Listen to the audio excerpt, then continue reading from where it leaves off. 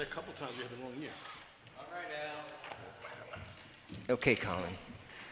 The meeting tonight is for the conduct of town business by the town board. The public is invited to participate in the items marked on the agenda, public comment.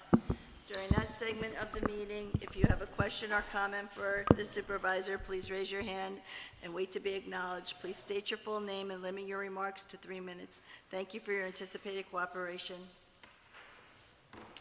Thank you. So I'd like to start the meeting off with the Pledge of Allegiance, please. I pledge allegiance to the flag of the United States of America, and to the republic for which it stands, one nation, under God, indivisible, with liberty and justice for all. Please remain standing for a moment of silence for all our brave men and women fighting all over the country for democracy and freedom.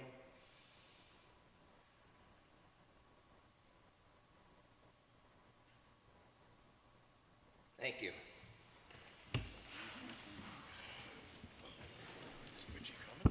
Yeah. So I need a motion to approve the agenda. Also move. Need a second? Second. All in favor? Aye. Aye. Opposed? None being said. Thank you. Authorize a motion to approve minutes from the May 29th, 2018 Town Board meeting. Need a motion? I'll make that motion. I'll second it. All in favor? Aye. Opposed? So motioned. Authorize payment of bills in the amount of $160,323.64. Motion to pay the bills. Second. All in favor? Aye. Opposed? Pay the bills. Comments on the agenda? Any comments on the agenda? Yes. Excuse me.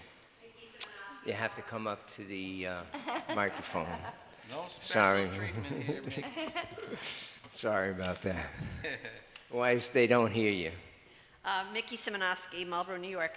I apologize, it's been a while since I've been to a town board meeting, but I just wanted to know, is the only time to speak about old business items at the public comment time, or would we have to address those questions before you even get to them? You could do it, we have public comments, which is after it. So, Might I ask if there's going to be a vote taken tonight on no, that? no votes are going to be There'll be no taken votes tonight. taken. So then So I could, basically, we'll follow the course of the agenda, and Fine. if you have any questions during that time, old business, you could raise your hand. thank you very much. You're welcome. So, I told Mr. Gerantine 7:15. So, why don't we start with my report, and then when he comes in, we could stop right there and he could do his presentation. So, Town of Marlborough Supervisors Report, June 2018. Attended the Ulster County Supervisors meeting in Kingston. A special meeting on Spectrum franchise at the County Legislative Building. Very interesting. Basically, they call the shots. Of course, it's... Anyhow. Meeting with John Behan and Councilman Baker and Rosemary Wine at the Milton Train Station Park. Attended Milton Train Station Foundation meeting.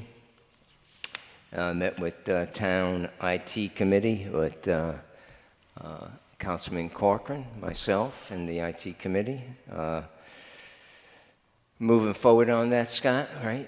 For the big 2 screens on the side and the little notebooks. Looks good. Like we're meeting with the school district, right? So it looks like we might have another possible shared agreement with the school. So, yeah, it looks very promising. Very promising. So we talked about that, and Mike was out today, but hopefully he'll get us that quote. So that'd be good. Met with the town CAC to discuss design guidelines. Very close on that.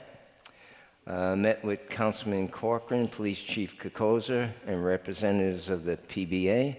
We're just trying to start the dialogue because at the end of 2018 starts the new contract.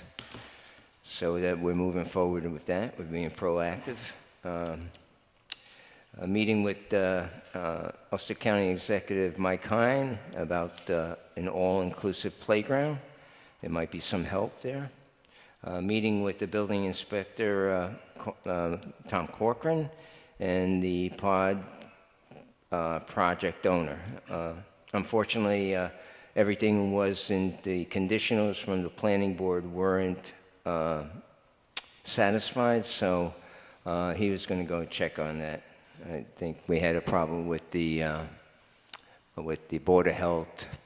They might have put it on underneath the road or something like that. He had to find out, right? They had to move it. But it's moving forward. So that's been approved by the planning board. So everything's been done in that project. I met with Mickey Jamal, Chestnut Petroleum owner. Has a few problems there, but talking to the DOT today, I think they're working through those problems. And as you can see, they're moving forward with the project. Site visit to the Milton Train Station Park with John Behan, Gail Appler Jr., Councilman Koenig, and DEC representative. We found out that stream was a Class 4 stream, so we really didn't have too much worries about that stream. So the gentleman was very knowledgeable, and he told us all about what exactly he thought would be possible there. So that was a great meeting. Attended grand opening of the DeMarco Real Estate in Marlborough. Attended the first year anniversary of the B&B Haircut in Milton. Attended Memorial Day service throughout Marlborough and Milton, which is, oh, I missed you. You usually go to that, right? Well, it's usually on Sunday, Saturday. Yeah, it went Monday. It was Monday. Oh, I didn't even know that. Yeah, so they do the parade on Sunday, and then they do the memorial on Monday. Okay, I didn't know. I thought it was Saturday. Every You have month. to remind me. Yeah, I will. I usually I drive. thought maybe you were sick, or maybe you went to a Met game. No, I don't go there. Usually hold the flag, right? Huh? I usually hold the flag. Yeah. So that was very moving. Met with Councilman Baker and Rosemary Wine and representatives from Cornwall to help with guidance on the Cornwall LWRP. That went very well too, right, Howard? You want to talk about that at all, or we just gave them information? Yeah, They thought these guys were the greatest, and we. They were impressed with our LWRP and wondered what the process was for how we went about ours. Their project is smaller in scope. They're just looking to upgrade the park by the Cornwall-on-Hudson Marina. So, not the whole town like we did, but they were very appreciative of the expert guidance we gave them. Yep. Yes. So had a. Yes, Yeah. exactly. Had a meeting and conference call in regards to CCA, which is the Community Choice Aggregation, myself and Mr. Baker. Still trying to wrap our hands around that CCA thing. He did say that our code is pretty much 99.8% right on, so just a few things we might have to change. I worked at the Milton Landing Park building steps. Met with the playground committee to discuss proposals for all-inclusive playground.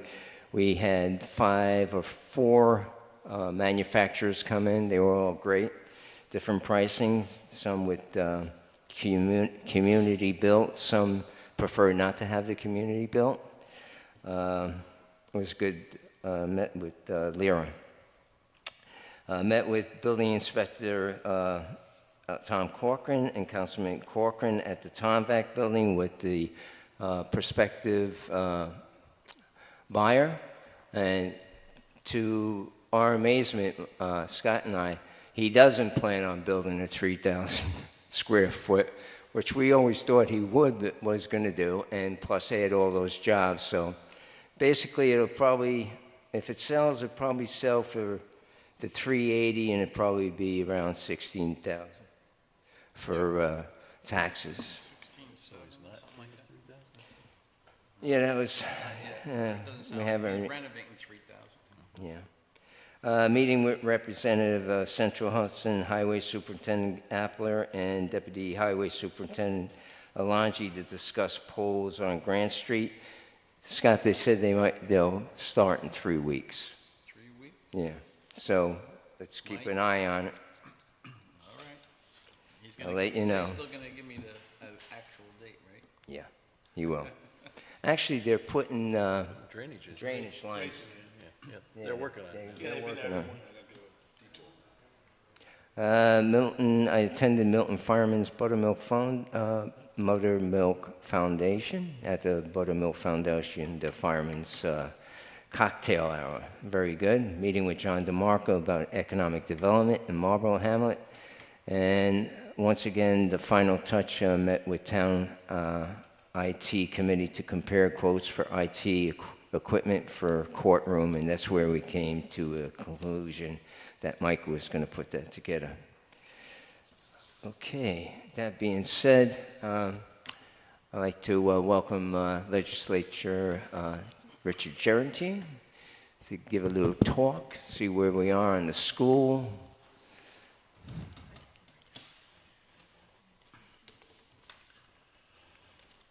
Hey, Rich. How's it going, Rich? Hey, Rich.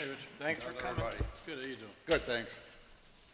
Just a few things. First of all, everybody was talking about Ulster County Community College coming down to this building here. They actually looked at a survey. They were going to create all sorts of new courses and continue with that. Unfortunately, there was not enough interest to continue that way, so there was an article that went out in the paper saying that the Ulster Community College is not coming to Marlborough School District. That's not true.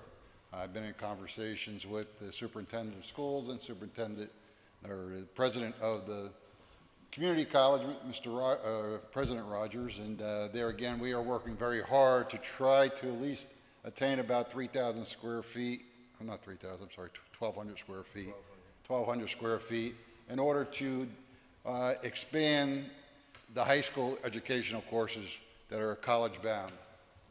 He's been working with town of Lloyd, Highland, and Wallkill to make sure there's enough interest from those two towns so that they can come here and actually start that way. After that, they look like they would like to expand if things work out, and hopefully they will. I think it's an ideal situation. I've been trying for many years to get the community college to come down to the southern end of Ulster County because we as a county lose a lot of money when people from our county go outside the county.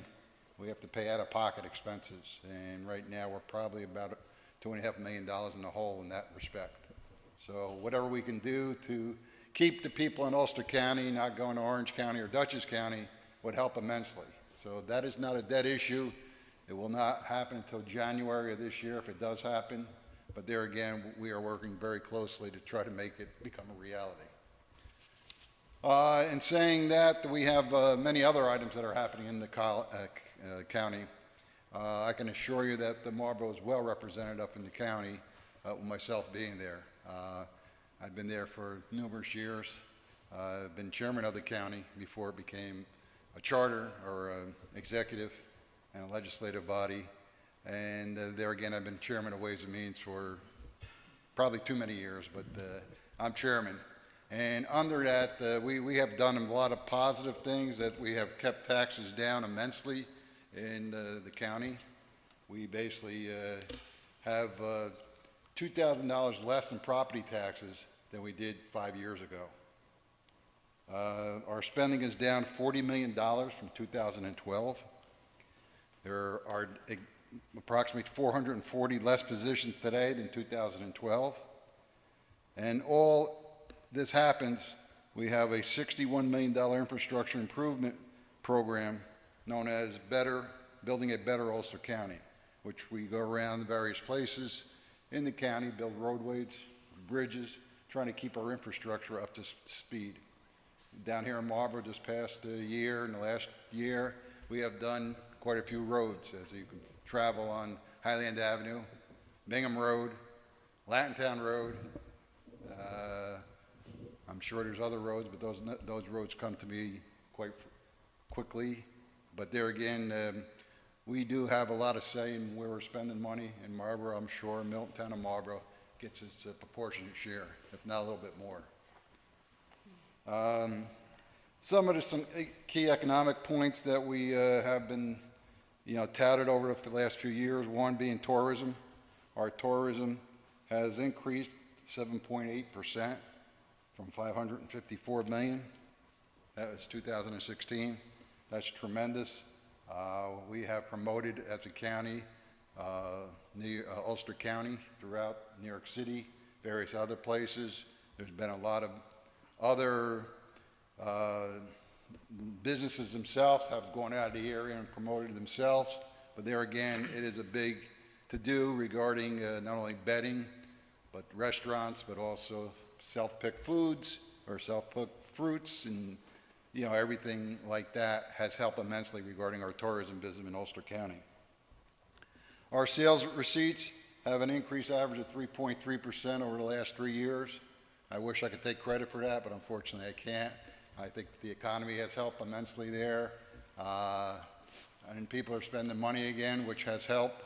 And that in return has come back to the town. We have an agreement with the towns in the city of Kingston where the townships get 3% of that money, which amounts to about $3.5 million cumulative of all the towns in Ulster County. Our occupancy tax has increased 8.5% over 3 years. I mean, that's basically, like I said, a lot of ambitious business people have come to the Ulster County, have put in bed and breakfasts, different tourist locations, and it has reaped many benefits for Ulster County in many different ways. And also the local economy from, the little stores, I'm sure, have increased immensely. Our mortgage tax has increased an average 8.5% over the last 3 years. This year is probably going to be higher. The bank credits have loosened up a little bit more. People are looking into Ulster County. I understand Marlborough has a shortage of available lots right now. There's no inventory of lots, but people are looking, people are coming. Most of them are coming from the southern end of New York City, coming here maybe for a second home or commuting to New York City. It's so easy to get there if you want to travel about 2 hours a day. But there again, a lot of people are doing that. So overall, going back to the mortgage tax too, that the mortgage tax, Ulster County does not get 1 penny of that. That goes to 3/4 of 1% goes to the towns, and 3/4 of 1% goes to the state. And there again, that has helped the various towns. That's about $3.6 million. Couple of other projects that we are doing right now. They're big projects, and unfortunately, they're very costly projects. One is the family court. We are moving our family court from where we rent right now, where it costs us over $350,000 a year for rent. We pay taxes. We don't own the building. It is in dire need of a lot of repairs. New York State Judicial Commission on something has come down and ordered us to change our family courts to a new location. Fortunately, we have a building on Albany Avenue where the social services is located, and we were able to convert that into the family court. It's going to cost about $10 million, but over years it's going to pay for itself. The family court came down and said we need another courtroom, which they mandated us to do. Not that we wanted to do it, but unfortunately we didn't have enough room in the building that we were in before. So there again, we thought this was the best avenue to take, and it'll be done by the end of this year, or hopefully by the end of this year, and will be in operation. It'll be a beautiful building. The state court system comes down, and they dictate just about everything. They dictate the marble that's on the benches, the mahogany, chairs, and you want to go on and on. So it's very costly, us saying very little in how we can make that work. And the other item that's really in the forefront right now is the Restored Justice Center. This is our old probation building. This is going to be converted. As of last year, the state legislative body has increased, has not allowed, or the 16 and 17-year-old individuals, they don't want them to be incarcerated anymore. They want them to go through a probation system, which puts an extra burden on to the county, because we have to, actually, it'll be, in 2018, it'll be 2 new positions. In 2019, it'll be an additional 4, so it'll be 6 new positions in probation that, there again, the state said they were going to reimburse us, but so far we haven't seen any money. The cost of that renovation is $2.8 million. So with all this stuff, I think Ulster County is very, very financially sound. As everybody knows, we went to a charter form of government where the executive and the legislative body about 7, 8 years ago. Good, bad, or indifferent, that's what we have. There's been some discussions between the both branches of government, some good, some bad, but there again, this is where we are today. In saying all that, before I leave, I just want to, we have the Ulster County directories. I'm sure everybody has them. In that book, if you ever look at it, it's not only lists every legislator, lists every department head in Ulster County, lists every town in Ulster County with all the phone numbers, lists all the libraries, and it also lists the population of each town. So it's a nifty little book for quick reference for a lot of different things. And in saying all that, I probably can go on for the next hour, but I know you guys are busy, but... It's not an election year. I know it's not.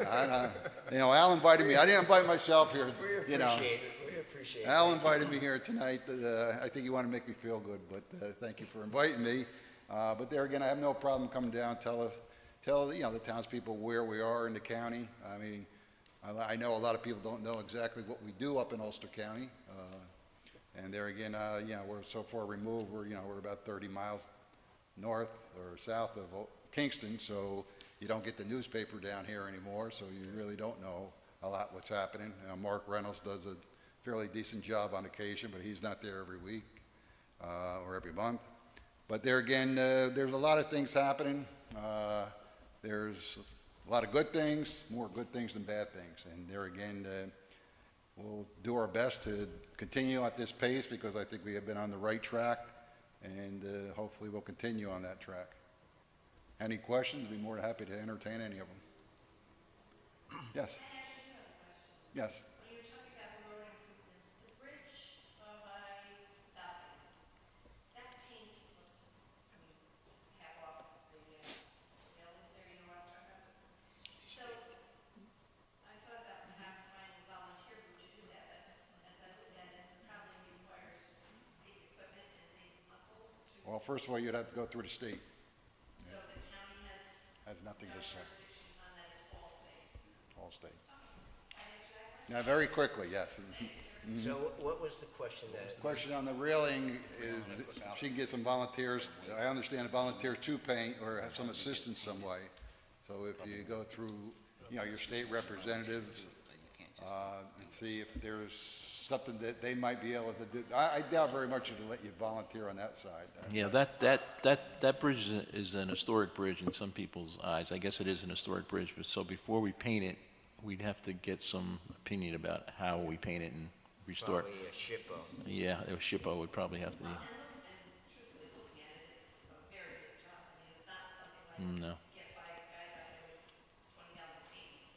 No, Yep. Thank you, Rich. Appreciate it. Anything else? Nope. No, nobody, no other questions? You have to come up. Ralph, you have to come up. No, he doesn't. He don't have a question, does he? You have to repeat the question.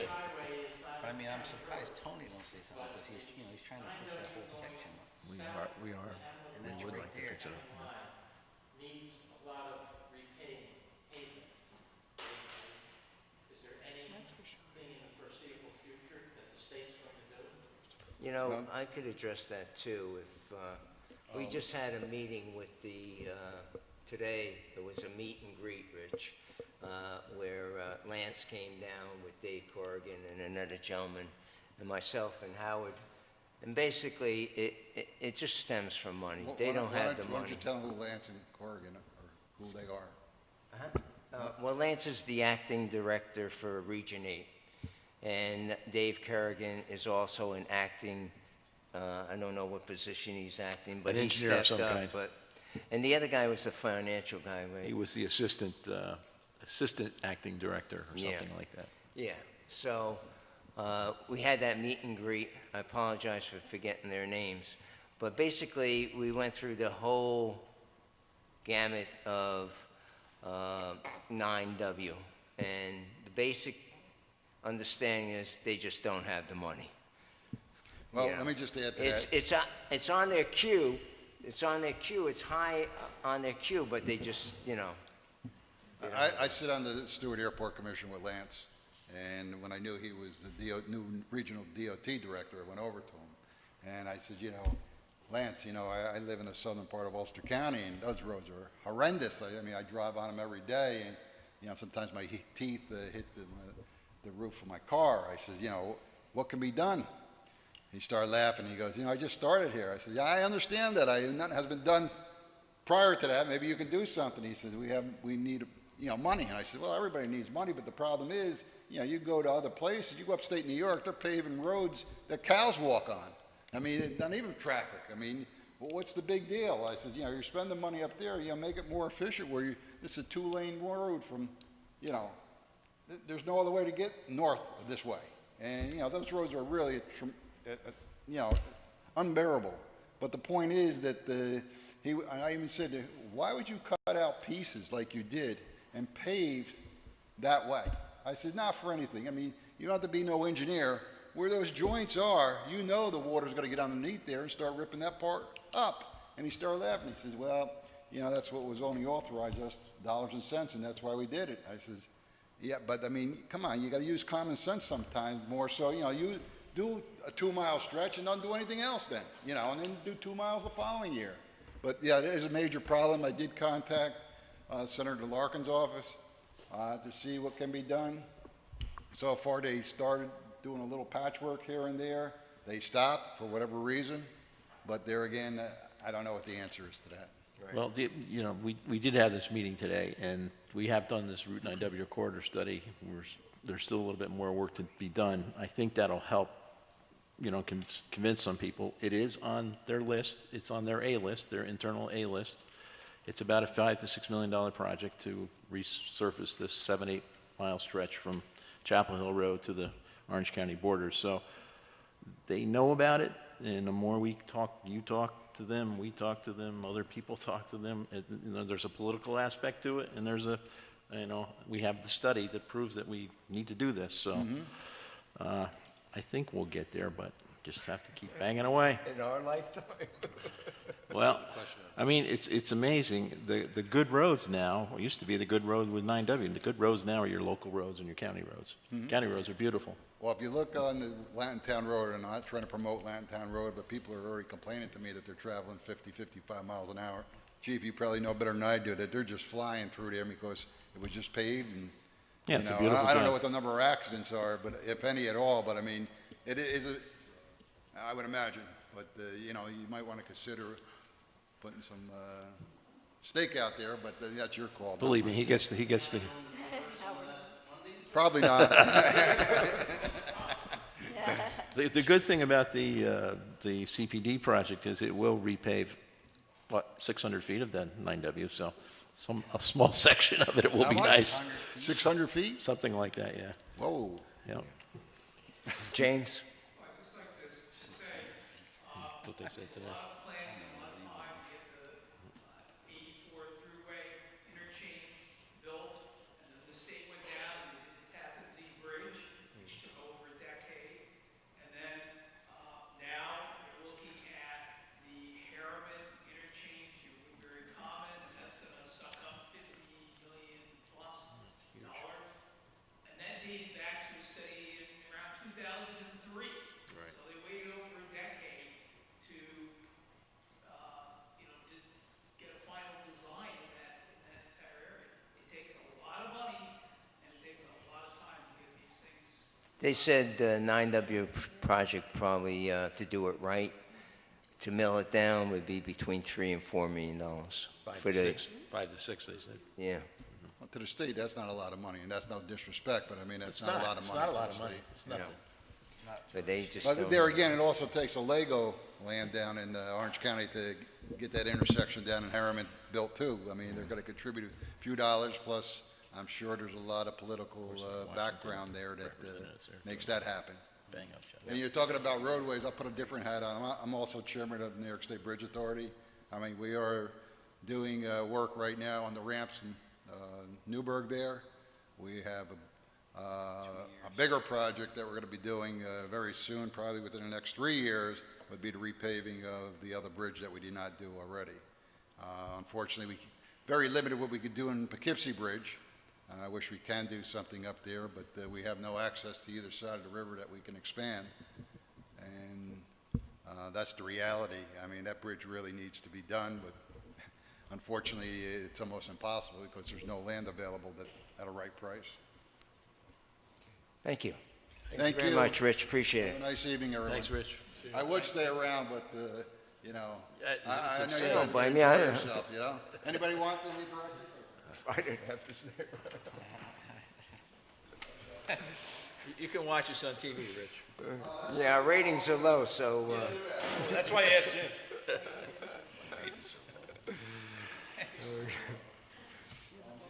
Rich, can I have one of those, Rich? Yeah. That's what tax dollars are Thank I worth. think I had one in my office, but let I me have get it.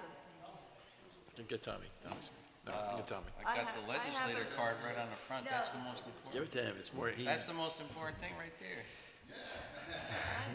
Thank you. I'll be calling. I just want to add to my report because it's very important.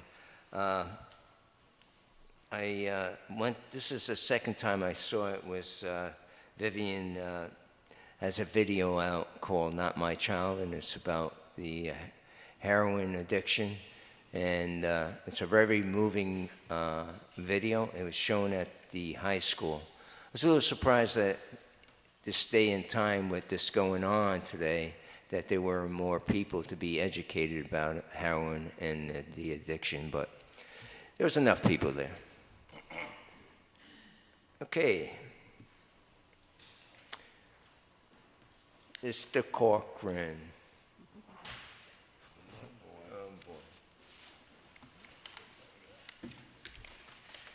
Monthly report, building inspector, May 2018. Certificate of occupancy 8, stop work orders 1, request for information 23, building extensions 2, fire inspections 12, order to remedies 18, complaints 33, burn permits 44, 1 clothing bin renewal. Building permits 38, 4 one-families, 3 electrical, 3 furnaces, 1 demolition, 2 tank installations, 1 pool, 1 shed, 2 roofs, 1 clothing bin, 2 signs, 14 additions, 4 decks. Estimated cost of building, $1,363,325. Total miles, 1,380. Total gas usage, 106. Monthly receipts, certificate of occupancy, 1,200. Request for information, 2,200. Building extensions, 200. Building permits, 10,670. Fire inspections, 520. Burn permits, 205. For the total monthly receipt of 14,995. So, thank you very much for your report. Okay? There's some discrepancy about one of the codes that we want to change, which is commercial, residential over residential. Correct.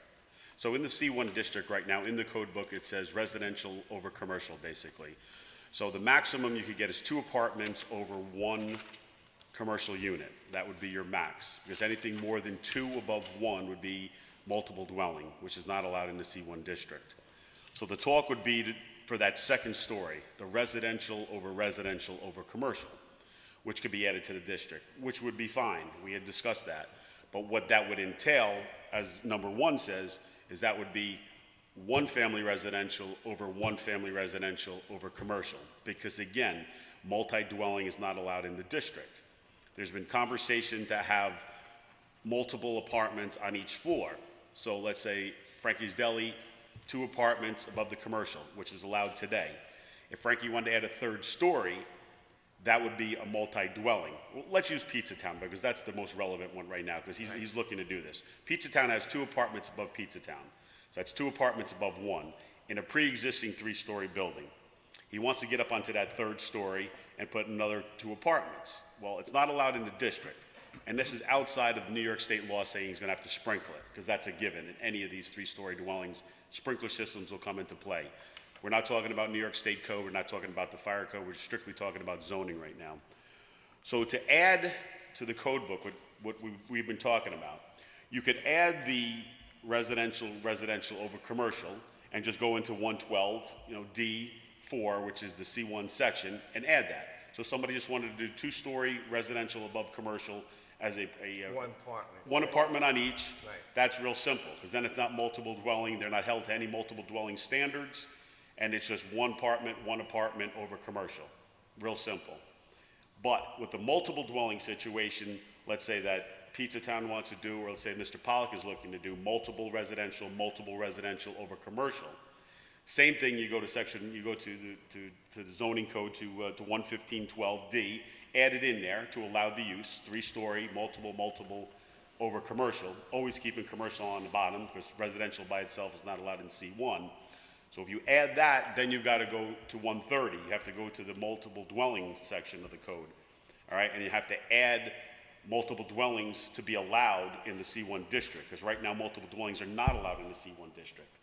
So if we add the multiple dwellings to the C1 district, then you got to go over to 130, 15530, and then meet the criteria that you guys would be interested in meeting, just like it's there now. If you go to the multiple dwelling section 15530, it has R1, and it breaks down the minimum density, maximum amount of apartments and such. So I gave you an example there, minimum lot area shall be. So in the C1 district, we're gonna have to come up with a minimum lot area. Is it half acre? Is it an acre? What do we want the minimum footprint to be, the minimum density? All right, so we figure that out. And then obviously we mandate, this would be my suggestion, obviously you mandate water and sewer, because you're gonna need water and sewer to have a multiple dwelling. So that would be a mandate in my thing. Setbacks conform to Schedule 1. In C1, they're usually 0 on the side. Setbacks in the front are minimal, 25 feet.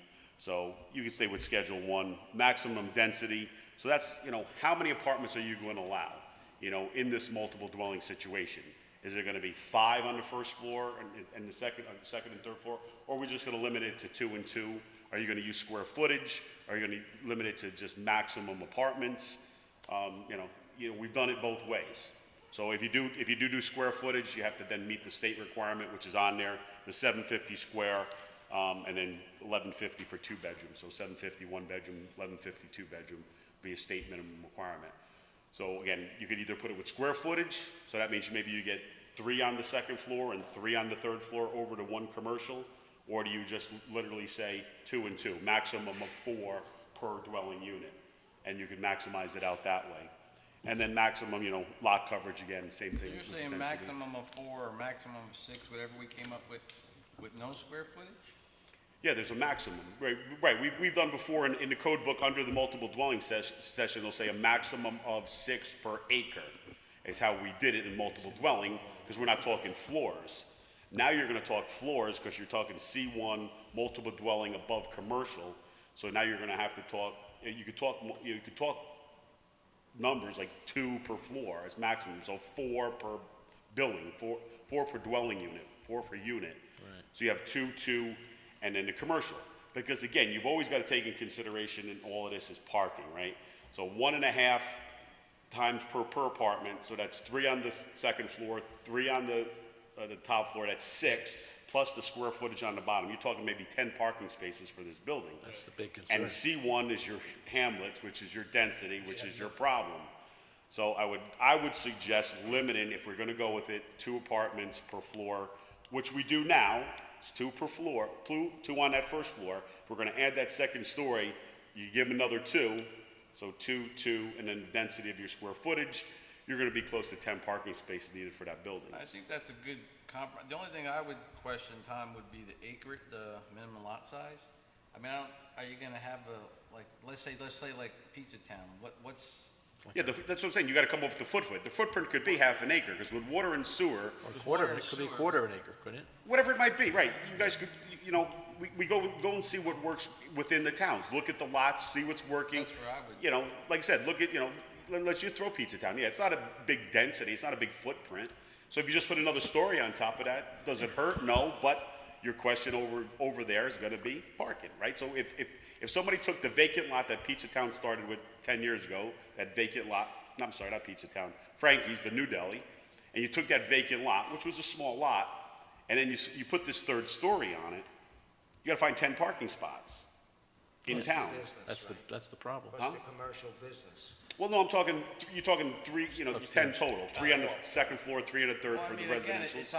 the onus is on the builder. 110% the onus is on the builder. So again, I mean, if they have to buy extra property behind them and put parking or whatever, that would be, the onus is on them, but right, that's a planning there board are, situation. there are places available now that possibly can do this, but again, it's not to say it's gonna happen, it's just we're saying it can happen if you meet the standards. No, as a town and a board, you're right, you're being friendly and saying, listen, we're gonna allow this, and we understand the parking dilemma, but the dilemma's not on us. You find it, and we're gonna allow it. Well, it might be on us because they'll claim that there are empty parking lot spots on the commercial, on the public space. And they'll make that claim that there's Well, you parking get available. credit, you get credit. You get some credit, Well, yeah. they're gonna get, they always get You're their gonna 5. the credit, so it's they So if already you- got if you- that, but if they need more than that, the onus is on them at Listen, that point. I mean, listen, it's not a perfect code when it comes to that sense, but go to, you start in the hamlet of Marlborough. You start on the corner with the insurance company, he gets 5. Frankie gets 5. Yeah. Then the winery gets 5. You're done. Then the eye guy gets 5. There's not There's enough not 20 spots spots there. Then the bakery gets 5. Then the therapist gets 5. They're not there, but you depend on in and out traffic. Well, do So you know- again, Do you know what these gentlemen are looking for? You mentioned a couple of developers. Are they looking for 2 apartments per story, or are they looking for 3? apartments. 2? Two. 2 is, so 2 is kind of what they're I thinking. feel comfortable with the commercial and then Two. residential 2 and then residential 2 on top. So So it makes it 4. 4, which gives it 6 parking. And there would I don't know be what the rest of the board. 4 bathrooms probably, 1 per apartment. yeah, but again, the bathrooms become irrelevant with water and sewer. Water and As long as sewer, the yeah. municipality sewer's there, that's why we don't worry about that. Water and Right. sewer, Well, that's why I'm thinking you could almost go to quarter acre, 15,000 square feet. that's what I was thinking. Well, I what would would you guess? I would guess that Pizza Town is probably that. Pizza I don't know Town's much bigger because they have the But they parking have the lot. back, and they And Yeah, the parking parking lot lot, yeah, behind yeah, yeah. and so forth and So so on. let's take, the next project possibly could be Mr. Pollock's. He's gonna have parking behind, I assume if that Yep. happens. Right. But his individual spot that he's gonna be on is gonna be fairly small, right? I think so. So, I think if you have water and sewer, And in the case of the Mr. Pollock, are they talking about individual buildings? Like maybe, yeah, I don't know how that works, because they're like interconnected, right? his He buildings? could be running just like the way Mr. Ruzzanetti. How does that work, Tom? So like in his case, if they're all actually interconnected, they're connected with a firewall, I guess, in between, is that how it separates? If they're all connected? say he has 3 storefronts. But it looks like one building, but they're all actually connected? That's a whole nother animal. Yeah. I mean, how do you deal with that? Because that's more than multi-dwell, Yeah, I don't even know what that's called. but if you have, Residential if you have a strip mall. firewall, is that considered, does that separate you from the next adjacent building, even though? The it's- firewall? Or something, Or or you physically gotta be separated? do you have to have a gap there? Well, He's planning on having studio apartments there, so it's not, How many storefronts? It's one big, long building. Does Well- our code say you can only do 2 and 2, right? the way that's broken up by code is 2 exterior walls. 2 exterior walls could come together. They can touch. Right, well, because it's a 0 setbacks. So the property line would run between the 2 exterior walls. They can't share a wall. Okay. So the building itself, if I have the commercial entity with the 2 apartment, it has to be self-standing. And then you build the one next to it, again, self-standing with a 0 lot line. You can't have a common wall. So that's how you do So it. he could do it that way. So Yeah. technically, they can look like they're connected, but they're actually separate buildings, just, Right, because They have their own 4 walls. because zoning says 0 setback, that brings them together, but they have to have their own, they can't have a common wall in between. That's the firewall. That's When the you do firewall. when you do a Then you're townhouse, you into could do like a a firewall, which is common, condo, but not in this case. Yeah. In this case, it couldn't be I common wall. think I remember at least like 3 storefronts he was envisioning. yeah, Yeah. that's what I'm thinking. So one storefront, two apartments, Right. next storefront, two. And again, that would be consistent what you see in Marlborough. Like I said, when they took that building down where Frankie's would become vacant, they were exterior walls. Everybody else stays. So the individual buildings are self-standing. So when you pull the one building down, it comes down and it's not a common wall. So we've been consistent with that for years, even in town with the two-story. It just stays a, non-common wall. You're talking a common wall in a townhouse where there's a firewall in between, but it's a common wall because it's one huge building. That's in a residential setting. So you're going to create these commercial entities, which we, to keep the towns as towns. It's why we eliminated the 1 and 2 families, because you didn't want everybody turning everything into just residential rentals. No, this is what we want to You lose the encourage this, town. right? So to bring the multiple dwelling back, 2-2 commercial 15,000. would be What sufficient. does the board feel about 10,000. that? Yeah, I'm good. I think two, like you said, and like I would, at water and sewer, obviously, and a Right. quarter acre, I think is probably suitable for what we're looking to do. I mean, that's my How many opinion. square feet is square acre? Is that Yes. 15,000? Is that 10 or 10,000? 12, Well, 10 and 11, 43,000 square feet is an acre. 43 and change, so you're talking. 43,560 is an Yeah, acre. so you're talking, a little less, between 10 and 11,000 squares, so you're talking. A quarter of an acre. So if you use in the C1 district, we already have the 10,000. So if you want to use the 10, because it's 5, 10, and 15, so you might have to tweak that a little bit too. Because right now with water and sewer, you're talking 5,000 square feet as the footprint. Because the minimum lot width is 50, and a minimum lot depth is 100, and that gives you your 5,000 minimum square footage in the C1 district for density. So we're gonna have to tweak that a little bit too. A quarter acre is about 12,000, Between 10 and 11. 10 and 11. so 10, 11, so no more than 11,000. So you might have to, so in being consistent, when you go to where I told you 150, 530 under multiple dwelling, Right. Right. you would say minimum lot size shall be 10,000 square feet, whatever it is, because that section will supersede the height regulation chart, Schedule 1. That sounds So we all could good go to in me. there and say no more than, in this case, 11,000 square feet. Yeah, D, instead of it saying maximum density shall be, it will say maximum units, 2 per floor, 4 total, whatever it might say to that thing, if we're not gonna use square footage, And then minimum lot area shall be, number 1 will be 10,000 square feet, or whatever you guys decide it's gonna be. Right. That's where you put your minimum Whatever, lot okay. size, your I think density. I think that's a good mix of Compromise. compromise on. I'm good with it. And then if later on it looks like things need to be, another board might want to tweak it, they could tweak it. Well, we oughta- I think it's a good Start. start. Have you talked to the planning board about this, or? Once we get it Well, all once we get all the codes, then we pass it through the planning gotta board, go to the lawyer, and the chairman will bring it up with I mean, his the board. ZBA chairman's the one who actually brought this to us to actually do, so. Just briefly, there's been They seem to some, be on board at that meeting. I want to find out what the board's take on this, with water and sewer, a commercial parcel on 9W. Correct, so. Right now, it's, I think, 2 acres. Two acre minimum in the HD district. In highway development district, you need 2 acres to develop a piece of property unless the property is a pre-existing non-conforming piece. Pre-existing non-conforming takes precedence, and all you do is meet the setback requirement. But if somebody was to subdivide or to do something on the 9W corridor, for the most part, history has proven we haven't had water and sewer on the corridor, so the 2 acre density requirement has stuck on Schedule 1 for such a long time. So some of the questions have been coming in, lately now that we're doing the extension of the sewer district along 9W from Marlborough heading north, we've now done it across the street. Can we reduce, the question's being asked, can we reduce the HD district from 2 acres down to a little bit less, to maybe 1.5 acres?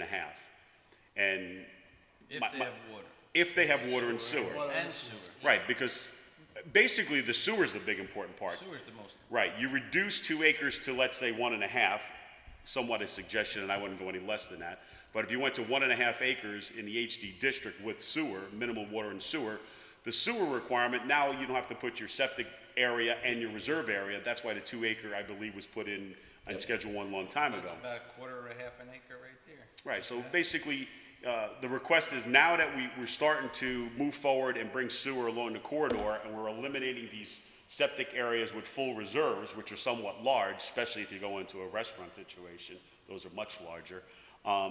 Can we reduce it? So my question would, if you ask me, I would say, I think we can. Ultimately, it's your decision. So where I highlighted on Schedule 1 for you, all you really have to do there is in that highlighted area, just drop it down. So where it says with water, without water, public water or sewer, that's where you would drop the 2 acre to, because you would leave the 2 acre alone if they don't have water and sewer.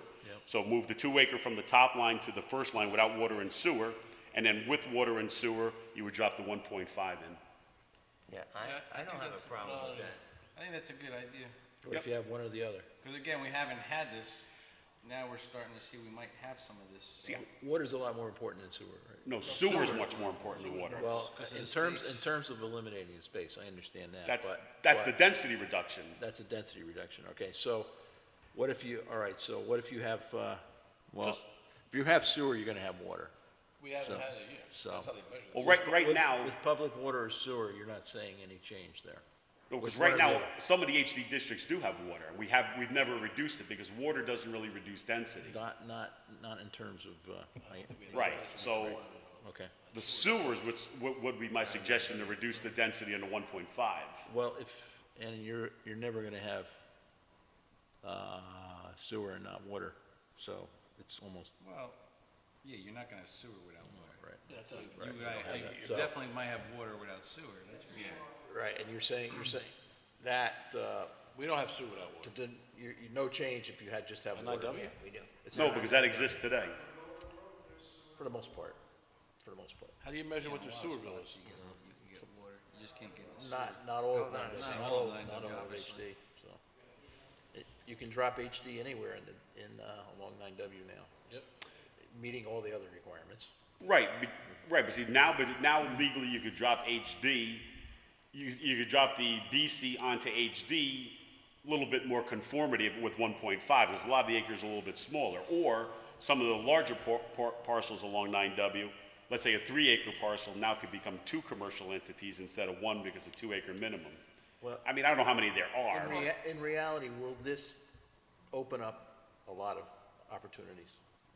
Well, it'll open up one, on the one question that the person who's approached me, it'll definitely get another business. Okay, one. And it also could actually, But that's, maybe someone that was thinking about it, maybe it's an incentive for them to actually get into a sewer district, help pay to extend the sewer district. Maybe I got a parcel I can't use, I'm right at the edge, maybe I'll pay to go a couple 100 feet and I'll pay for the extension, you know what I mean? I mean, Maybe it might help them. Yeah, and it's guided too by setbacks and stuff like that, so it's not like they could No, fully Can't hurt us. develop the 1.5 acres with a big, no. warehouse or anything Is this like person that. on the east side or the west side of 9W? West So side. it's gonna be in the first phase. Yeah, I think that's east side, East side. east side. Yeah, that makes sense, that makes sense. then. East side makes sense. East side makes sense. I'm just thinking of west side, you gotta dig into a bank. It's like- Just trying to throw you off. That's gonna be in the first phase, right? Yeah, I well, think anything we can do that would actually promote getting some extra businesses in here, and it doesn't really hinder. sewer's gonna be on the west I side. think that's good. Sewer's gonna be on the So that west side. this It has company's to gonna be go- on the east, It has to go under the, they'll incur the cost of bore to get, now you'll have sewer bored across the Well, road I to the mean, east side. It could actually, maybe someone might wanna do that. Hey, now I could do this. It's just that the west side also is so, that's where the, It's all the cliffs and. Yeah, but at this point, Shellbank is. at this point, the 5, right, so is it gonna bring 18 businesses here? No, but I mean, it's definitely a good baby step. And again, at this point, there's one business on the east side. If we're gonna extend 500 feet on the west, and he can get it under the road at his cost onto the east side, now you've got sewer on the east side, and they've burdened the cost to bore. So that doesn't hurt. Is this on the east side nearby a local pharmacy? Yep. Okay. And if, yeah, boy, and if that mall gets it, that's a good thing to get that mall onto sewer. Okay, yeah. You know, that'll help that restaurant out and help their system. I mean, they've got a huge system back there. okay, I think that's a good. that's a good idea. Good idea. Yeah, so we'll pursue that, I think we should pursue all these things, get it all written up and okay. then. Thank you, Tom. All right. I think it's a good Any other questions? discussion I'm and good? good foresight good. by the board, you know? Thank you. Sorry, Tom, about the bocce. Who are you playing? I'm not there either. Both of us are missing it. Chief. How you doing, Chief? Good afternoon. Activity summary for the month of May 2018. Personal injury auto accidents 2, fatal accidents 0, property damage accidents 12, accidents not requiring report 14 for a total of 28 for the month. Summons is issued, vehicle and traffic 135, parking violations 1. Complaint activity, total bladder entries 322 with a total of 25 arrests. Telephone calls handled for the month 1,699. There was no full-time or part-time dispatch or overtime. Overtime for the officers via regular overtime and grant is attached. Police mileage 12,299 for the month with a fuel consumption of 1,016.555 gallons. Not a lot I can say except that it's been a very busy week. We had the school incident last week. We had the school incident, which is blown way out of proportion by Facebook, but it has been resolved with 2 students heading into court. And we had a house fire that led into a whole nother investigation that we're currently working on with the Ulster County Sheriff's Department. Any questions for the Yeah. chief? Chief, was the Ulster County Sheriff's Department involved in the middle school incident as well? No, They were not? no. Okay. The state police, there was so much Facebook rhetoric and so many parents flooding both here, admin office upstairs, supervisor's office, and the state police that the state police sent down a car for presence. But Ulster County Sheriff's Office was not I was involved? not involved in the school incident, no. Okay. I mean, I know there's a lot of Facebook rhetoric and all that, but, you know, I know it's a pain in the butt for the officers and you guys, but it does bring to light some stuff to people, you know, see something or hear something, say something. Oh, absolutely. You know, it was a lot of, you know, false stuff that was being said, and people, if it was my kid, I might get a little. I irritation understand. too, but I you do guys did a understand. great job in how you handled it. You guys were right on it with the school district. The next day, you had police presence in all the schools. Yep. So you guys did an excellent job, in my opinion, so. Thank you. I just urge the public to look at credible sources when they read Facebook. Look at the Town of Marlborough Police Department's webpage, because we'll post stuff on there. Look at the school's webpage when it's involved in a school. They'll post the most up-to-date and accurate information we can put out. The general public throws out their opinions, things that they heard, things that they make up, because was this case. And once it's on Facebook, it's gospel. That's the truth, no matter whether it really is or isn't. Not so much And it actually became That's what inhibitive happened. to us. We had to put out so many little fires before we could actually get to the real fire in order to even deal with the issue. Yeah. Of course, that's social media today, and we all know how we're going to deal with it, but I just encourage everybody to look at our Facebook page and look at the school's Facebook page, or if it's a town event, maybe even the town's Facebook page. Well, does our town website point to your Facebook page? It I should. believe it does, yes. Okay. Yep. What was a good sign, though, is, you know, at the school board meeting, Superintendent Brooks had a very good synopsis of the whole thing. Correct. Spoke well, and I was expecting people to come up and really. Yes, And hence there why wa- I attended that and you meeting. were there, but there wasn't one person that came up, Not- which means they really did get their answers from what he put out, what you guys put out. Sure. I was expecting a lot of people to speak, and not one person actually got up to speak about it, which was kind of amazing. In general, I think after all said and done, people were very comfortable with the results. Yep. Ultimately, when incidences first happen, when you're involving other people's kids, they want the suspects hanging from the local flagpole. Oh, yeah, absolutely. And it doesn't work that way. Well, that's what And they I want, get, though. I get that they want their kids to be safe. And I think the school district, as well as this police department and the town, goes way above and beyond to make sure our schools are well-staffed with well-trained officers. And that's a luxury. Not a lot of towns have that. And Mike made that point. He Yes. did make that point, that there's an officer in every Yeah. building, armed officer. And that's, thank you to the board for And that's a allowing that. relationship between the town and the school district, and Absolutely. Yeah, especially the chief. it's good, so. Yeah. Chief, just one incident, sad incident. We had an opioid death. Yep. Saturday night, we had a heroin overdose, and unfortunately, it led to the death of a 21-year-old girl. Very sad, very tragic. The epidemic is not any better than it's ever been. Even though they're making Narcan available to the public and they're training everybody to use it, the drug is so easily gotten and so addictive. And now they're mixing it with the ketamine and fentanyl, making it way more powerful. And people are dying throughout the county. I share those reports with you every month. Appreciate it. We are not exempt from it here in Marlborough. Was this, As much education as we try and do about it, as much intervention as you try, yeah, there's no real answer for correcting it. was this was heroin, right? This latest? This overdose was heroin. Right. And is there anything you can do for that? Does Narcan. Narcan Yeah, does but do you that have too? you have to be able to catch it in time. Yeah, I know. Yeah, We there's weren't only there. a small window. Once you start to overdose, that the Narcan will actually work. Yeah. Unfortunately, in this situation, the young lady was home alone, and when her parents came home, she was already gone. Thanks. All right, thank you. Thanks, Chief. All right, Highway Department, monthly report. Roads, we had milled off the top 1.5 inches of pavement on Highland Avenue and Bingham Road. We started paving them with a 2-inch overlay, and then finished this on 5/3. We spent numerous days repairing driveways, lifting catch basins, and replacing millings on the shoulders. On 5/15, we were hit by heavy winds and spent 2 days cutting and chipping trees on Old Post Road, Millhouse, Bingham, and Hillcrest. We repaired a section of guardrail on Hampton Road. We did pipe end and catch basin patrols as needed. We also cut brush around road signs and straightened them up after the winter plowing and frost damage. Training, we had 2 men attend Cornell Local Roads class on May 22nd. Drainage, we repaired a ditch line on Reservoir Road. We replaced pipe, installed a catch basin on Old Indian Road. Shared services, repaired the dirt driveways of Milton Landing and at the landfill. Water Department, we assisted the Water Department replacing a line on Old Indian Road.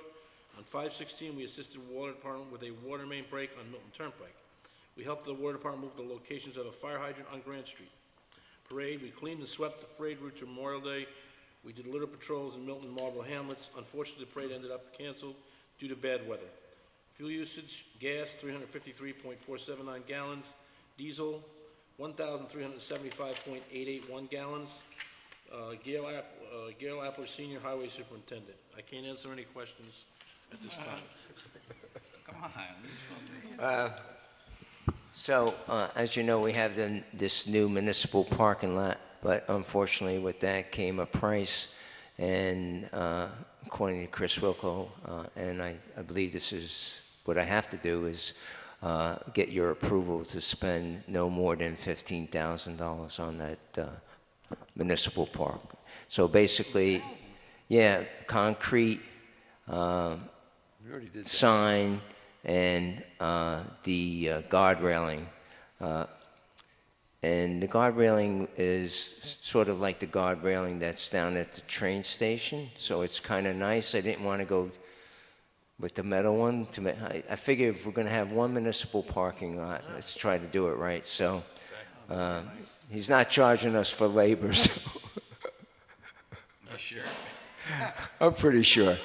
So I need a motion to pay the bills for the municipal parking lot in the amount not to exceed $15,000. I'll make that motion. I need a second.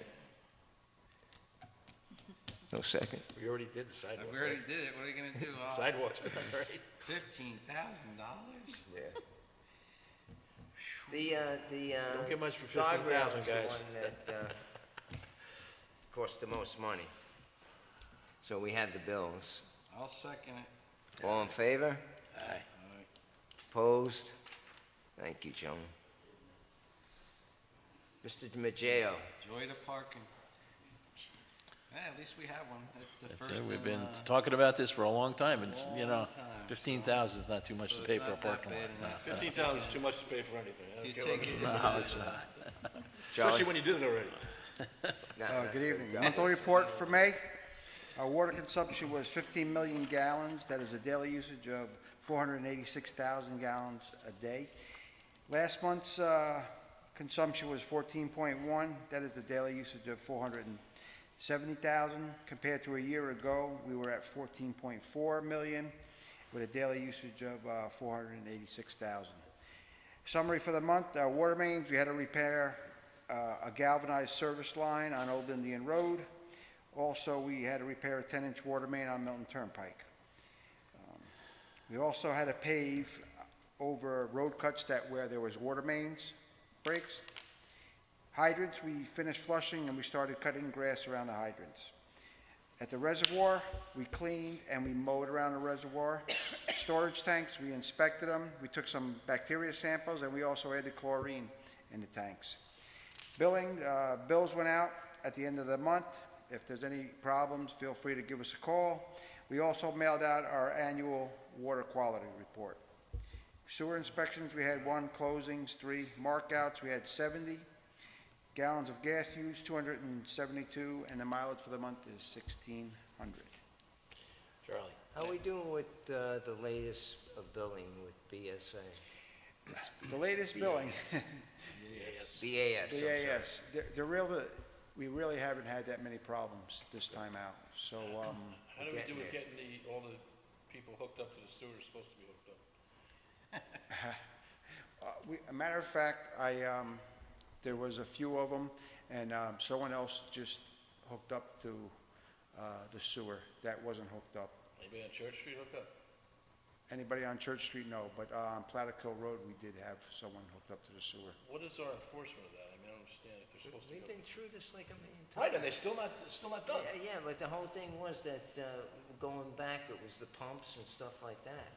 But They they had were to have, offered the pumps, but they didn't take it, so now they just don't want to, they pay a certain fee, right, for being in the district, but that's not nothing like, but I mean, we've been trying to address that too, but we, the whole reason behind in a small hamlet like that is that no one takes care, the septics are so close to everybody else's property line. As soon as that septic overflows because they don't take care of it, it's on somebody else's property. As soon as that water breaks, it's on somebody else's property. Right. I was flooded out for 2 years and they couldn't figure out why it was going. It's because his water pipe going in was broke when he did an addition on the house. So, place I had that was a dry piece of property turned into a swamp. And that's why when the houses are that close together, it's important that they're hooked up. Yeah, I mean, that's it- why we got sewer in those. in Right, for that that reason. city, I mean, right. So, I mean, if it was a law, they had us It is a hook law. up, it's a law. According we to New enforce York it? State, if sewer Huh? Yeah. passes in front of your house, you're obligated to hook up. So, so we've been asking this question like for 10 years. Hasn't been that long. It's only been 3 years since I was flooded. So how do we? So how do we enforce it and how do we get them to hook up, Charlie? Do we get We have to legal? go to or- we have to go to our code enforcer and file a violation, and, And I'm not saying that just that one, there's more than one. there's about 7. There's 7 of them, so I mean, that's 7 people should be hooked up to this. Okay. How many? 7. About 7, might be 8. So the history was they were offered pumps, If they need a pump, right? Back in, I think it was that was years ago. 1980, Around the 81, Yeah. 82, they were offered and they didn't accept. There was money for them to purchase the pump. See, I think I even sent them letters. So, okay, so basically I'll have to follow up with, Mr. Parker. And they're not all pumped either, right? I mean, like, I'm gravity fed, so I don't really, No, the people that have to there do aren't all pumps. Maybe are that's all pump why. systems. Yeah, the pump system is very expensive. Yeah, But I've been after them again. I got someone to hook up, so. Okay, thank So you. is for it that. down to 6 now? Is that what you're saying? Charlie, I wanted to ask you about these storage tanks. You're talking about the big ones, the one. Yeah, Yeah. they're 500,000 gallon tanks. And the one we had a problem a couple of months ago, right, was, It's all resolved. We're inspecting them. We take water samples out of them. I mean, are we, in, possibly one of them may give way and we have to replace it, or, That, no? one of them does need a little maintenance done to them. I don't know if it's because of Which one? where it is, the one up on Western Avenue. Yeah. It seems like there's a heavier abundance of growth around it, and I think that it's not getting the ventilation because that's very rusted on the surface You rust. mean algal growth inside or bacteria, or? No, rust the just from the outside. paint Outside. in the Outside. atmosphere. Because the one in Milton was painted the same time, and it looks perfect, and the I'm one just that's... wondering, is there a big expenditure waiting out there that's gonna hit us because there's something disastrous gonna Well, happen? we should do some maintenance on it. They have services that I'm looking into now that they have scuba divers, and they go in and they take the interior of the tank and give you an inspection on it. It's also very costly. Like I said, they have to be painted, and they're too much for us to do. Yes, so you're looking into that? So Yes, you may come there up with a are- proposal here soon? There are companies that do that. They come from out of state, and Okay, so you're looking into it, so that's Yes. something we oughta... But the initial statement that you made, so could we clear around that? Or is it too much? no, there's a little bit too much. The trees are very overgrown. Oh, okay. They're big So you- pine trees. They're like Okay, so 30. you would have to get some, You'd have to get a tree service in there.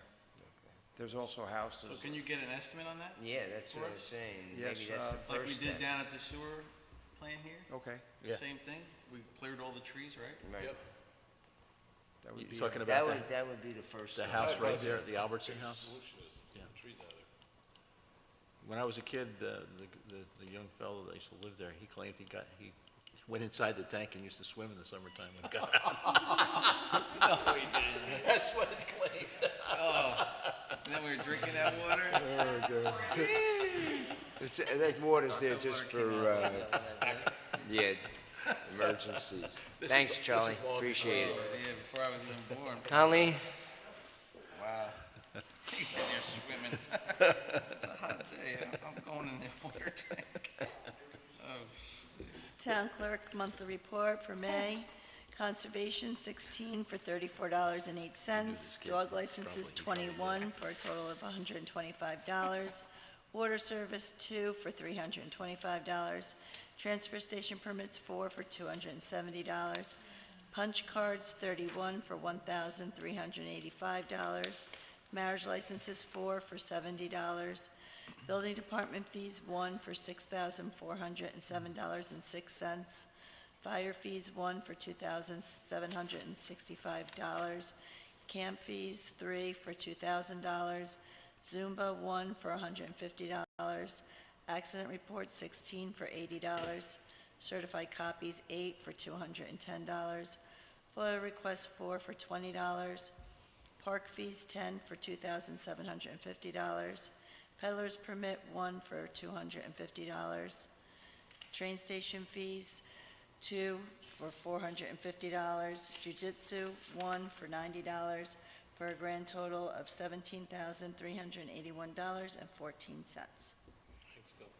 So, Colleen, just to verify, the board made a decision to down payment for residential is 300 and out of town or non-residential is 500 now. Right. Right, so- for both the Clewett Chance Memorial Park and the train station. Right, so if you rent it for 300, your cash deposit's now 300. If you rent it for 500, your cash deposit's now 500.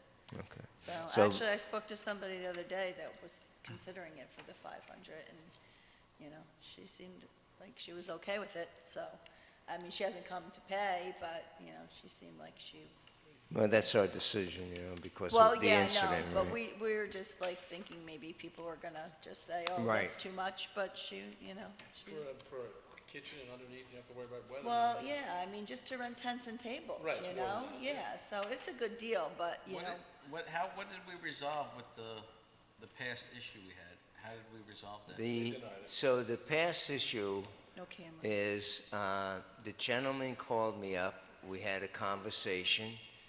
The conversation, as suspected, was, did somebody see my children damage the wall? I said, no, but a lot of people saw kids on top of the wall throwing rocks. Did somebody actually see?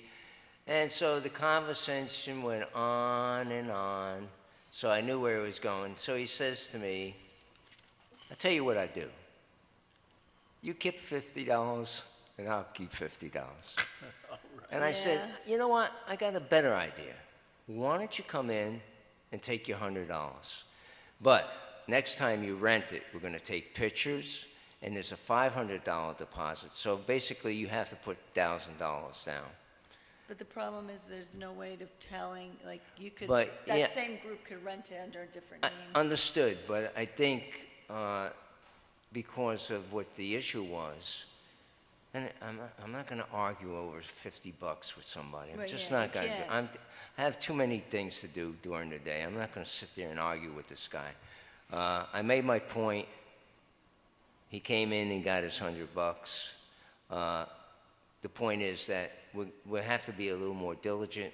Taking the pictures is a good idea before a big group like 150 people come in, and he's going to have to pay the $1,000. We have to be a little bit more diligent. And I talked to Tom about it, so. Yeah, Why do we even give him the $100 back, though? because you can't prove it. Because I couldn't prove that his kids did it. And I'm not going to sit there and argue for 2 hours. Well, that's, Could he you disprove really need that they didn't cameras. do it? What's that? Could he disprove he didn't do it? Well, no, but he said people could have came in after him as well, and They it's could say just, that. without cameras, well, you're not gonna be Exactly. able to catch the Every- person. What about the garbage all over the place? I He told him denied about it the guy. because Tom had told him that it looked See, good. It was at nighttime, so Tom couldn't see. See, that was so- the point, too. It's Tom, a at difficult, the end, it was dark. it was 10 o'clock. He didn't see the garbage. He didn't see the wall. He told the guy, come in and get your $100. So that kind of Well, put if the Tom kebab. said that, then yeah, then that's. And Yeah. what What can do about it? But he and didn't- that he guy didn't know kept enough to look saying at the Well, same see, if thing he said over that, again. then there's nothing we can do about it. No, But and that's another thing, If he was so, willing to give you $50, he definitely could. okay. Thank you, Colleen. You know, I kid. So the report from Tony Falco, Tony gave me this pretty early. I think his son's doing it now, anyhow.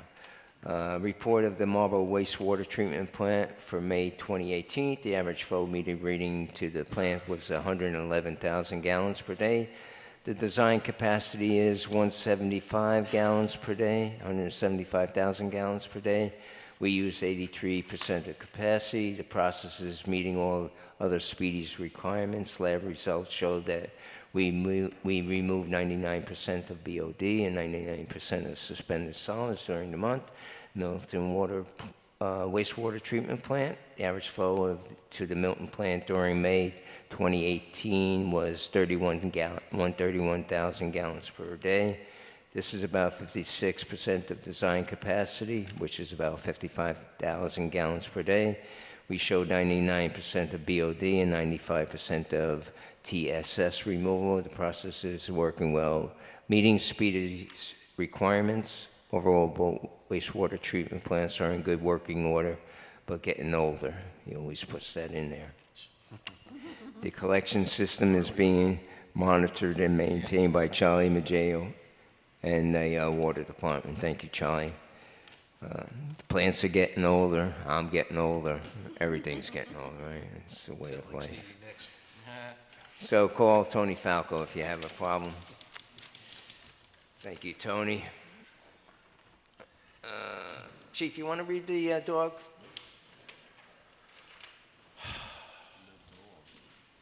The dog control officer.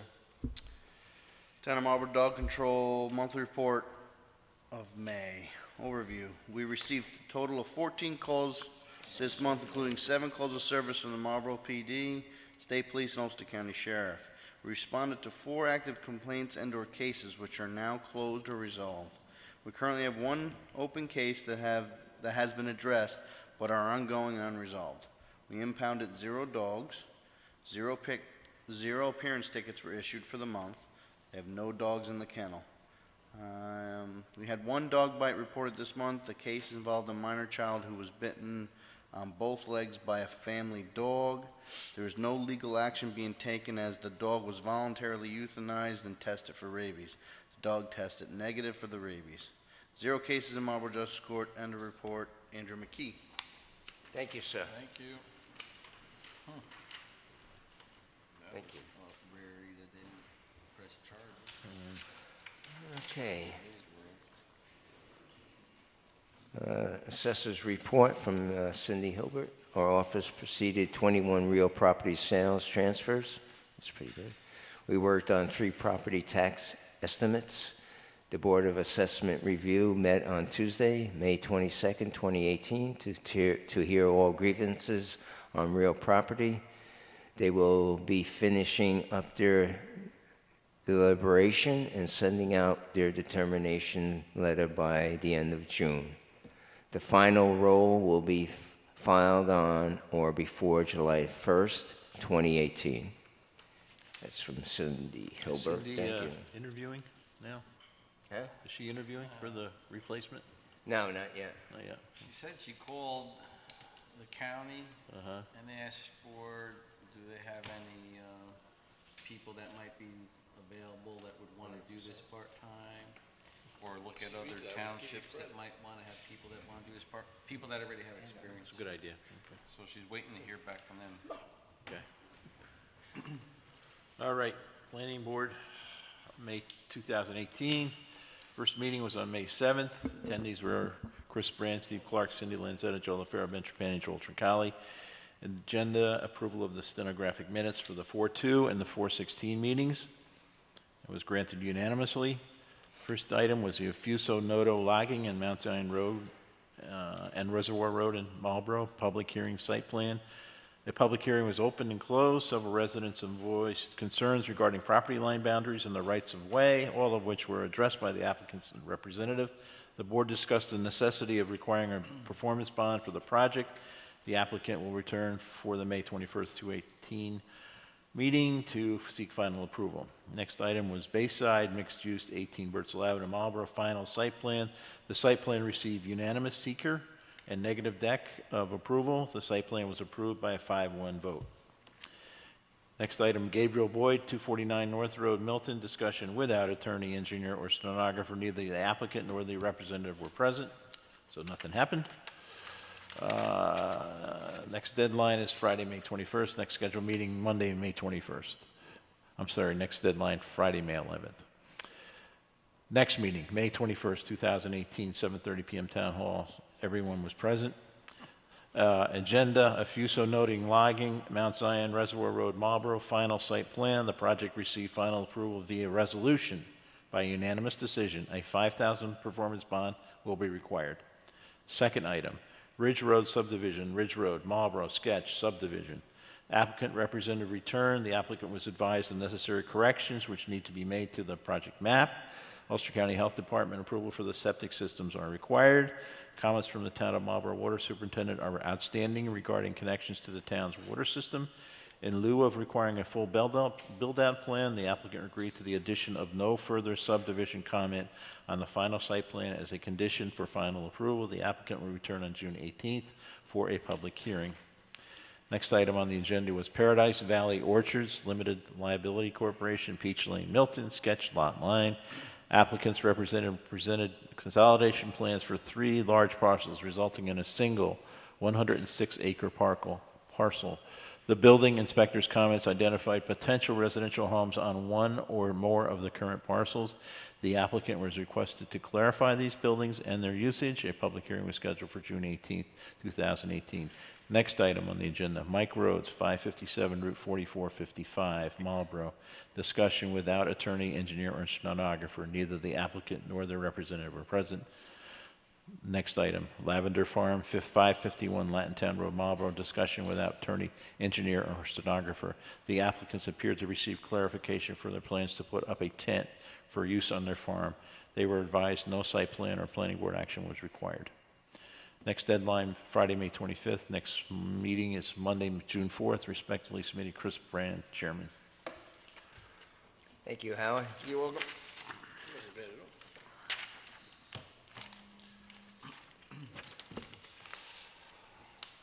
Okay, that's the end of the reports.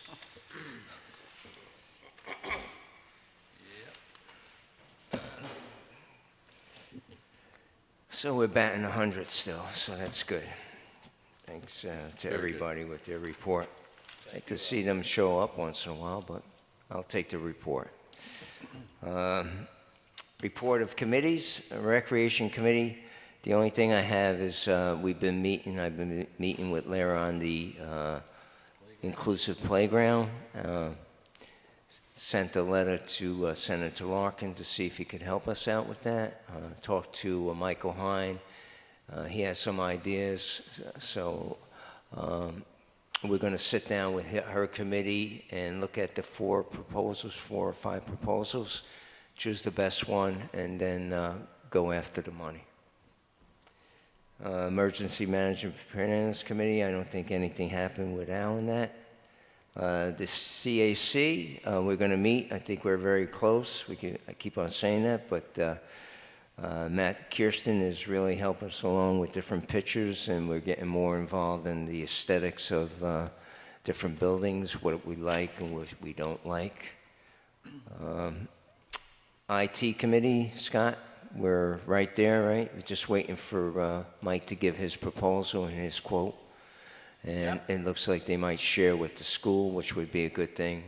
And just so everybody knows what we're talking about is putting 2 80-inch screens on either side of this meeting room, so we could project the agenda as we're doing it and project any kind of documents that people might want to see if people come and do a presentation or anything like that. And actually, when I was at the school board meeting, Al, they were actually doing it on their projector that way for their school board meeting already. So I think that's kind of why they're very interested, because they're kind of... here? No, it was at the other school Oh, district. okay. This time, and they actually do that. They do their agenda step by step by step through a projector for the audience to see. Oh, it's going to be great. So Yeah, I think with it's safe paper too, hopefully. Yeah. And the only other IT thing we have is finally with the Time Warner upgrade that we did with the highway department and this building, looks like ITC is just about ready to get that phone system transferred correctly.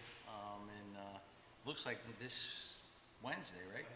Wednesday they're supposed to do it. So The tunnel. The tunnel will get fixed maybe, as long as the phones don't go down, right, Jared?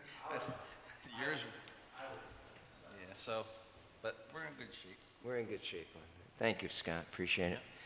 Milton Train Station Foundation, I believe they're going to meet. The train station exterior and interior should be finished by the end of this week. Actually, it should be finished by Wednesday or Thursday because Ed DeSoto is renting the train station, I believe, for his 80th birthday. So that's all good. So we'll be done with that. Good. And then they could, I think they have some money for landscaping, and I don't think the board would mind if they prepared some kind of celebration, you know, inviting Senator Larkin and representatives from Frank Scartatos' office. Yep. Milton Landing Citizens Committee, it's beautiful flowers, I guess. That might be the Hamlet of Milton. Yeah. You know anything, Milton Landing Citizens Committee? Well, I do have something. Like I said, we met down there with John Beeham and the DEC representative, and we asked John for a quote. And I talked to Alan about this, and he's fairly comfortable with it. So, yeah, the one I sent out from Cynthia Beeham, it's $18,600 to do. Excuse me, Ed? Whoa. I hit something. What's going on over there? Ed, they're not going to call. He's waiting. He's waiting for a call from Spectra. Anyhow, as you can see, town has determined that the park improvements in this area are desirable and can be funded in part with proceeds remaining from a prior grant from New York State Parks, which is $98,000, I think, Howard, right? Yep. Consultant would prepare construction plans, specifications that set forth an attachment scope of service. As a lump sum fixed fee, consultant would provide construction and administration service as requested by the town as an hourly service. This is $18,600. It's a 50-50 match. Talking to Mr. Appler, we had Steve Bianco down there fixing the stream, and also his time and the cost of the stone comes to around $12,000, maybe even more, I think $13,000. and plus the removal of the metal building by Mr. Help me out here. Taylor was around 7-8. So that 1860 for that match, we have that already. So and I talked to Parks and Rec yesterday, and she said, yeah, by all means, that's a good match. How much was the removal of the building, Al? Excuse me? 70,000? 7,000. 7,000, okay. Yeah. And the I know Mr. Bianco was 11.5, and the stone was around 3,000. Yeah. So I need a motion for the supervisor to sign this agreement. I'll make that motion. I need a second. I'll second it.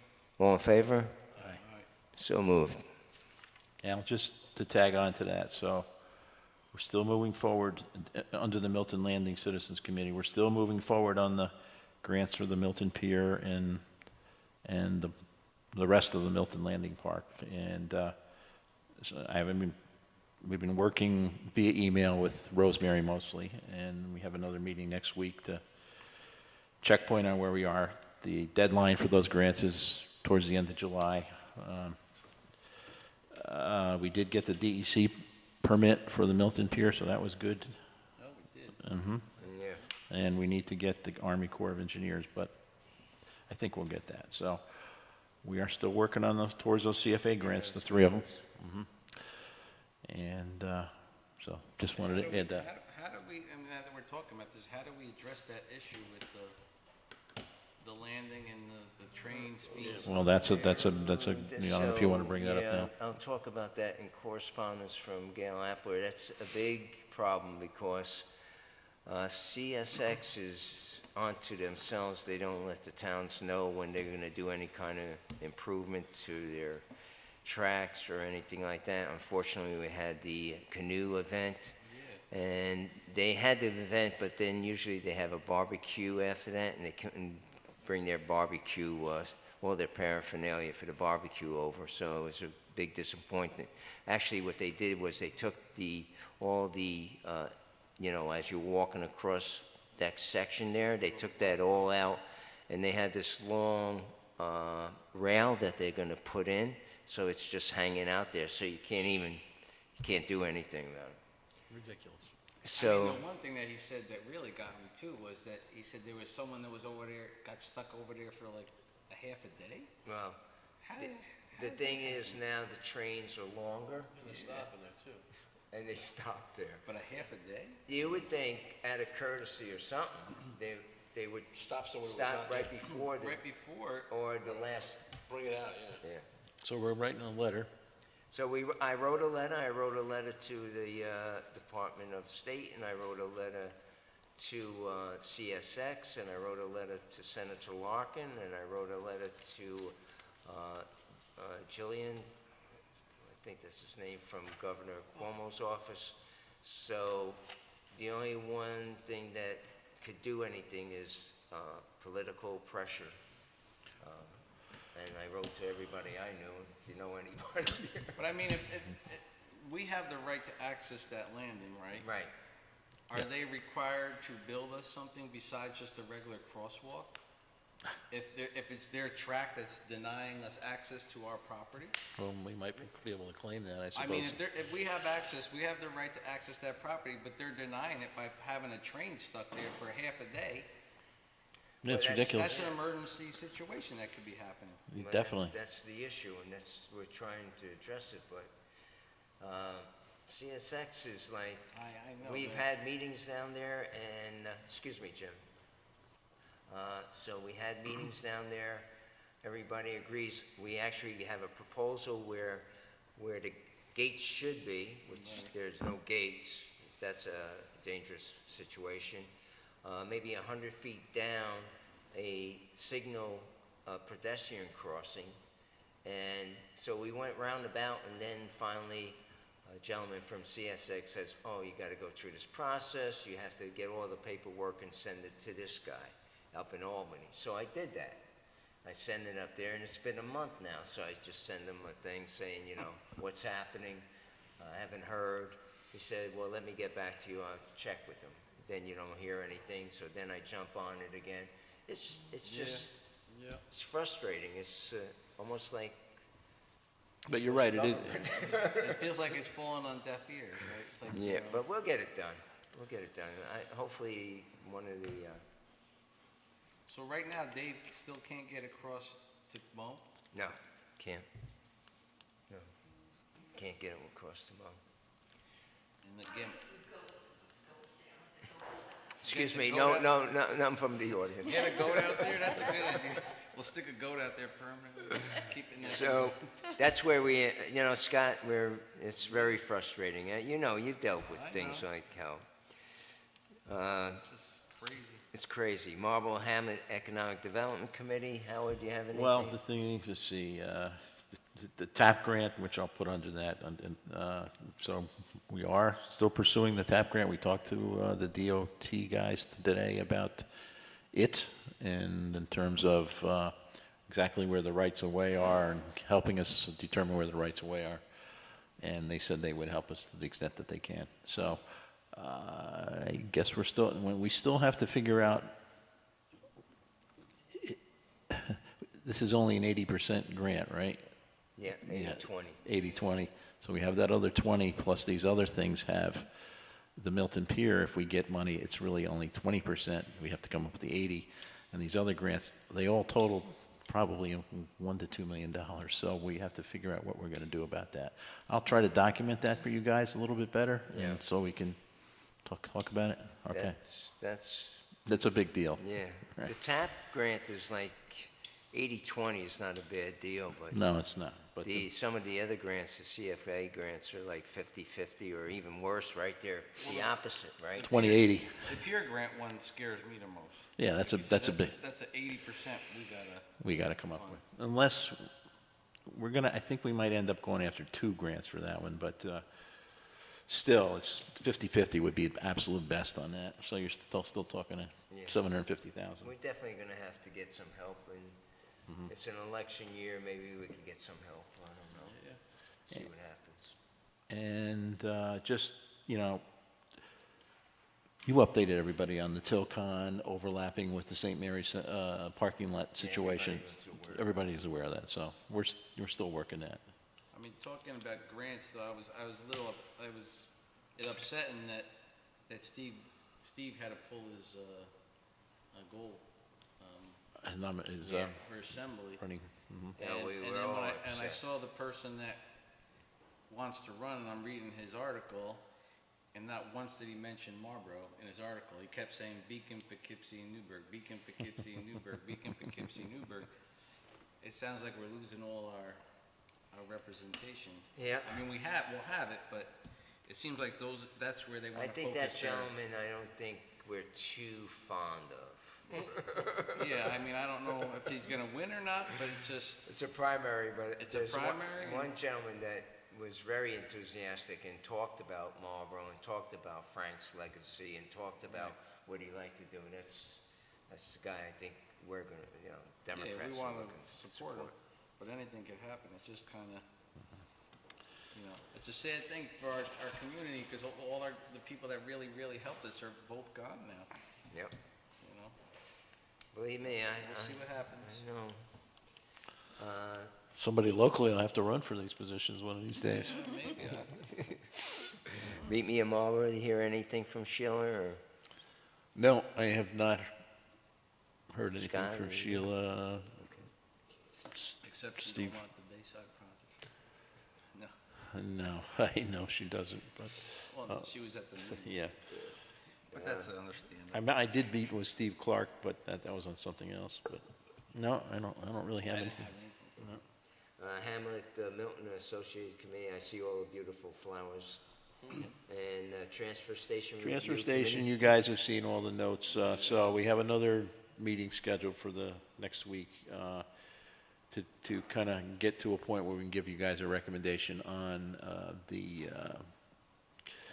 garbage districts. And, we've talked to other towns, I think you've seen that feedback. It does seem to save money going out to bid. So. Yeah, some of those prices are great. Yeah, they're I'd very, like to get them. they're a lot cheaper. So give us another we have a meeting next Thursday. It's hard to, I think these guys have been very active in Dare and Larry, everybody, a lot of emails. James has done a lot of good work. So we need to get together and talk about this stuff because there's a lot of things going on, particularly Ulster County Resource Recovery Agency, not going to do single stream after the end of this year. There's kind of a crisis in recycling, so we have to be cautious about what we do here. So anyway, I'll have more probably in a couple of weeks. Thank you, Howard. Yep. Thank your committee for their time. Yep. Sale of Tomback property, like I said, myself, Scott, and the building inspector met with the potential buyer. I haven't heard anything. One thing came out of that, me and Scott agreed that, there was something in the clause stating that we would, if they found an environmental issue, that the town would clear it up in 180 days or some time like that. And Scott and I agreed that you buy it as is, do all your due diligence up front, and that's about it. And then, if he signs the contract, then the process begins with the permissible referendum. So that's where we are now. I haven't heard anything. Have you heard anything from Jerry? No, the last thing Jerry said, we're still doing, the contract's the thing, and that was, I think, the last sticking point of the contract, and have not heard back yet. But he went away, right? He went away. So, but yeah, I mean, we're not looking to say, after 180 days, we're gonna fix some environmental thing that you all of a sudden find and reimburse you the money or cancel the sale. So, like me and Al talked, and again, we'll give you access to the building, which we did that day. You could look at it, you could do your checks, you could expend your money, but once you sign the contract, that's it. And we explained to him the whole process, right, about permissive referendum and how long it could be, and so he's well versed on, This is the owner. yes, of what to expect. So, and again, we found out that he's not building 3,000 square feet onto the building. Was he, and he changed his mind, or that was never part of it? The way he worded it in his proposal was, I need a building permit for 3,000 square foot addition, right? And he said, no, he's renovating 3,000 square feet for office space and 3,000 square feet for storage. Right. So he had like 4 or 5 engineers there that day, Yeah. architects, and then they were looking at everything. So, I mean, he is definitely serious about doing interior renovations and stuff like that. So, we'll see. Again, it's in his court. Yep. So, and LWRP, Howard, you just talked about it briefly? LWRP, I think we're still waiting for John to resolve the comments from the Department of State, and I know you're looking into some matching stuff, but it's basically in John's lap. close. Yeah, Right. we're close. And the Route 9W corridor study, so I spoke to Dennis Doyle the other night. I was at the Ulster County Planning Board meeting sitting in for Cindy, and they are pursuing about another $9,000 or $10,000 of funding to hire the same consultant we had to do some more work that's being requested by the Department of Transportation. So they hope that work will be done by the end of July. I would add a couple of months onto that, but basically the DOT is requesting more information, which will require this additional study to be done now. And we did talk to the DOT today about this project, and like we said, it's expensive, but it is on their A list, their internal A list. They know about it. They want to do it. It's a money thing. Well, this could only help that, right? It's, Yeah. But we need to get the political pressure too, Yeah. somehow. Yeah. I told him, come to my office. I got every study on the I mean, like even Richie said, like if it's $6 million in the scheme of New York State, it's really not a lot of money. I mean, considering how much, It's 6 miles or 7 miles? 6 or 7 miles, that would help. 7 miles from Chapel Hill down to the county line. I mean, that's, like he says, they're paving farm And Communities upstate that no Yeah. one even goes on. Yeah. disappointing. Maybe they- And the last thing on the old business is the zoning changes, and we discussed that with Tom in length. So I'd like to go to new business. First of all, we have to change the location of the June 25th meeting. We probably have it upstairs like we've done before because of the primary. Yep. Yeah, I had it, made the thing. The primary is the next day, is that right? Jackie Kidd said. Yeah, they set up on Monday. Yeah. And so I'll just go briefly to, So we don't need a motion or anything for that, right? no. Right? Just Yeah, I that we already announce- made it through, Jackie. You already made It's it. done. You were gonna put signs up And put it on the, It goes on the website. and on the website, yeah. We didn't change the physical. All right, correspondence. Thank you, Colleen. So the letter from Gail Apper Jr. There's no words in here. I can't. Okay. No, they were, The current situation at the Milton Landing Got a 4-second delay, don't worry. is unacceptable. In early May, CSX cut a trench through the crossing for maintenance. Since then, Dave Zambito, has been unable to mow the grass. A week ago, CSX tore out the rest of the crossing, making the park inaccessible for most people. We held our kayak paddle this weekend, but we were unable to host our normal barbecue because we couldn't get the grills across to the park and the grass was a foot high. This hopefully is a short-term issue. A long-term problem is that the increased frequency of trains blocking the crossing. We had reports of trains blocking it for long durations, including on Memorial Day, where people were stuck in the riverside for over an hour, and Friday for half the day, only 2 recent examples. Any given day, you can go to the park and find a crossing block. Also, we have paddled to shore Saturday to a train stopped for 20 minutes blocking the crossing by only a few cars. Rob from CSX has told me it's probably because we're running longer trains now, which is obvious. This issue is making the park unusable and dangerous. Visitors cannot expect to be trapped like this. If we don't solve this issue, any money invested into the park is for naught. It's my opinion that CSX reps are not willing to change their business first attitude. We need to contact our state and federal political representatives, assemblymen and Senate, Congress, senior customs, state parks, and media. CSX only understands money and regulations, and these people hold boat. I would hope you and your board would take lead on this process as soon as possible. So that was from Gail Appler. Media is a good, Huh? media is a good idea. I didn't think of that one. Yeah. Well, media's not here tonight, but, So as soon as I got that letter, I responded. I said to CSX Crossing, which has a number already, 50C116F. I said, dear Mr. Hart was the region and railroad coordinator for DOT. The town of Marlborough was having difficulty accessing the Milton Landing Park, and we would like your assistance in addressing this situation.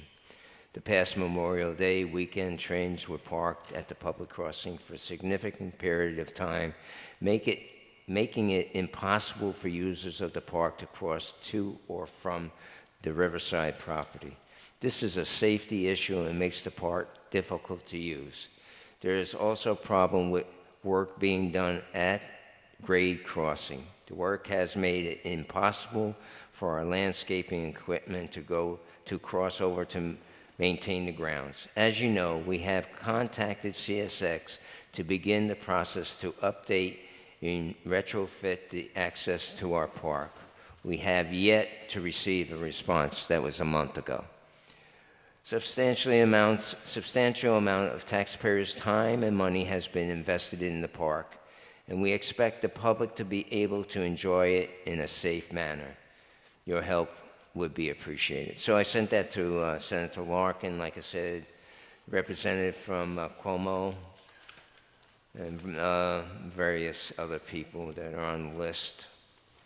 So we'll see what happens. Correspondence, the upper fields, we got this for Cluett Champs Park, baseball fields, Yes, the June the funds. 16th, Yes, and we're all good? yes. Okay. We just told her we needed you to approve it. And that's all good. Equalization rate, we're all good. Board of Elections, we've talked about that. We're good. Do we have one from Milton Methodist Church? Oh, yeah. And we're good with Jody from the pasture at the UMC or in Milton Marlborough Church. Yes, we have them in there. Is that a Methodist church? Yeah. Yeah, the Methodist church, got that? And we're good? Yes. The board good with that? To waive the fee? Yeah. Okay.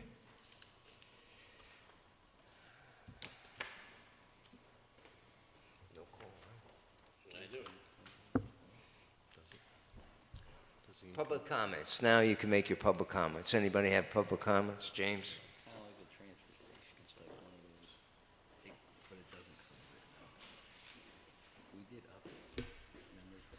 James Garofalo. I hope that you will point out to CSX also that all this money is being spent on those docks, and if they bring boats in and they have 100 people that want to cross and they can't cross, this is going to be a big problem. That's a lot of money being spent, and that'll inconvenience a lot of people. That's what the And it needs letter to be says. straightened out beforehand. Well, yeah, Thank we you. can't put a pier there and have this problem ongoing, that's the thing, right? Yeah. No, that's the point. That's the point of the letter. Any other public comments? Ralph, would you step up to the podium, please? Ralph Walters.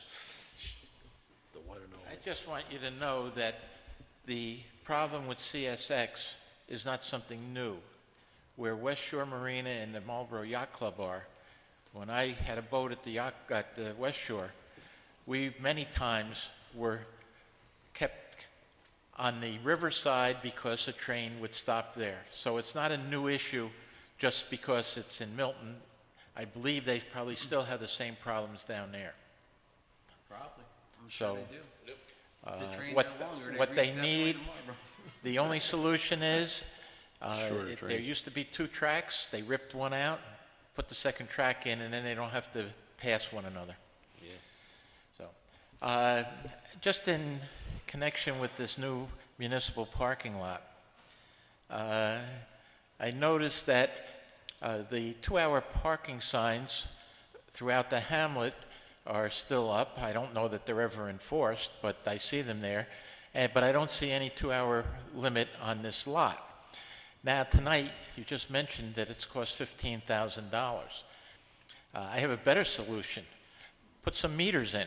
There is a company out there that will put them in, maintain them, and they get a fee out of the collections.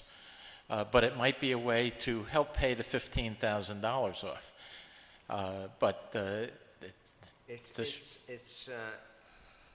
It's like a $15,000 experiment. Yeah. This is the first time we have a municipal parking lot. Right. I go by there just to check it out if it's being used, and a lot of people just don't like to walk, so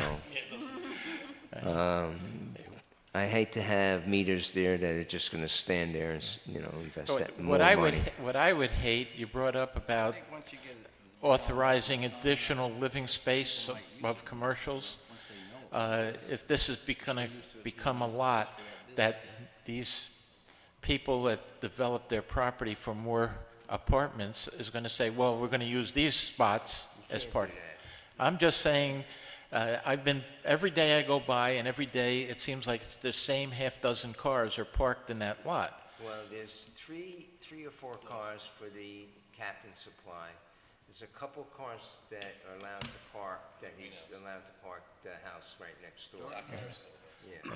So that takes up about half of the spots already. There are a couple of cars, Ralph, that are there for the apartments. That's part of the agreement, that they're allowed to park there. That's the house. It's the house. Yeah, the house. Yeah. Yeah.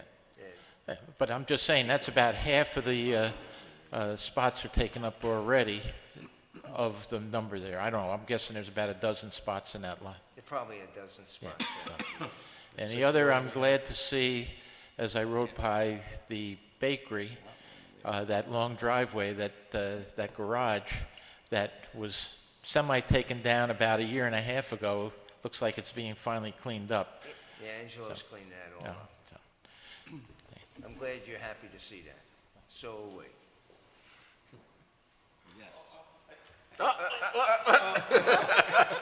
I just want to mention, We wrap it up at 9. mention something with the state DOT and 9W. I go over Storm King Mountain on a regular basis now, and for the last month, they've been repaving from Cornwall to the Highland Falls side of the mountain. And I couldn't figure out what they were doing. They were taking about a 12 or 16 inch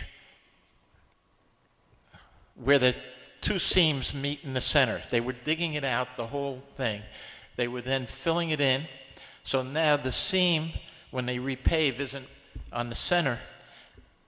There's seams underneath, but the seam of the finish isn't right over top of another seam. So maybe the state has come up with something new to help with the problem of water getting in to these seams. Well, So it'll be interesting to see what happens over the next couple of years. Maybe that's a project where they're doing it right. The guy explained today from DOT, he says, yeah, we can go out there and mill it, take the top inch and a half off, mill it, repave it, looks nice and black for a couple of years, and then you're back to the same problems. We really should do a real drainage project, a lot of these roads, and that's very expensive and costly. This isn't a drainage project. This is actually, they're digging out about 16-inch wide piece all the way at where the center seam is. And now your seams are over here, and then when they put the final on top, there's not a seam on top of a seam. Right. So I think it's some new process they came up with. Right, sounds like they're doing it better than just I milling. bet you in milling that and stopping. 16-inch hole, I bet you there is some kind of Drainage, built probably into putting some that. drainage pipe in there. Nah, I've That you not don't seen them notice. putting any drainage No pipe matter in what, that. it's gotta come to a butt, where there's gonna be something, right? But who knows? They don't have enough money, and I won't get political here, but apparently, the formula now is the federal pays 80 and the state pays 20 for most of the state roads. And some people want to turn it around so that the state pays 80 and the federal pays 20. That's what's being discussed in Washington, so you're not going to get a lot of help on this problem, I don't think. If that happens, you'll never get anything done. Holy Mickey? Nikki Simonowski from Marlborough. I do have, I'm looking for a little bit of clarification on the sale of the Tom Vac property. I understand from the discussion tonight that you expected that the building or the property when it, and if it's purchased, would be expanded by an additional 3,000 feet. And so you were anticipating in the sale of the property additional tax income. Is that accurate? And No. that is the big motivator for selling the property? Originally, that's what we thought, Mickey. As I stated, when Councilman Corcoran and myself and the building inspector went there, when we were talking about it, he said, no, the 3,000 square feet that they're actually talking about the Tom Vac building. Actual building. They're not talking about an extension. So with the extension, if you talk to the assessor's office, that would increase from 17,000 in taxes, probably maybe to 25. But that's not what's going to occur. And we were, we were amazed to hear him say, no, he's just going to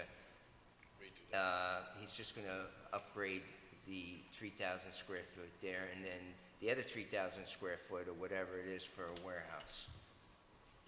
So to be clear, it's as is the way it is.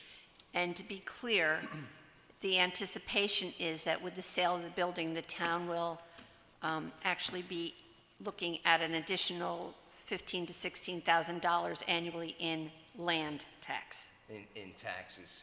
That'd be school, Well, it's combined, everything. yes. Land just like and their school tax. It's like land, 16,700. And how many acres is that in that property?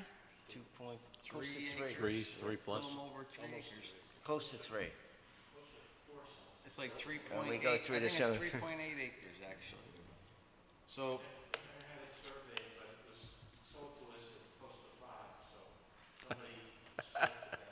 well, Yeah. yeah, I mean, it could be, you know, there's a lot of possibilities he talked about doing, but as of right now, He's not gonna do anything. he's just doing that. Just gonna, just purchase the property. So we won't actually be realizing, as a town, the town property tax would be probably about $5,000 or $6,000 annually, as it is now? Probably if you break it down between Probably the about- school, county, 5, maybe? yeah, you're correct. Just, You're welcome. thank you. Okay. It's 9 o'clock. So we have one resolution, Resolution 48, to appoint summer camp employees. I'm not going to read all the list. You all seen all of them? I gotta make one disclosure. One Oh, of the yeah. counselors is my son, Matthew. Ah, gosh. I don't know how we got through the interview process, but He's a good I think boy. is there He's other? right on other- top, too. he's right on top. You counselor, I got another one in here? What's that? So, Majeo. Majeo. Majeo's in there? Uh-huh. being that mentioned, that there's a few people that work for the town, It's hard to their not. their daughters or sons are hired by the town, which is a great thing. So, Colleen? Councilman Corcoran, I am gonna vote yes.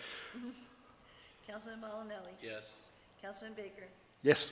Supervisor Lanzetta. Yes. I want to thank everybody for being patient. I thought it was a great meeting, so I need a motion. Make a motion to adjourn. Motion to adjourn is accepted, Eddie, please. All in favor? Opposed? None being said.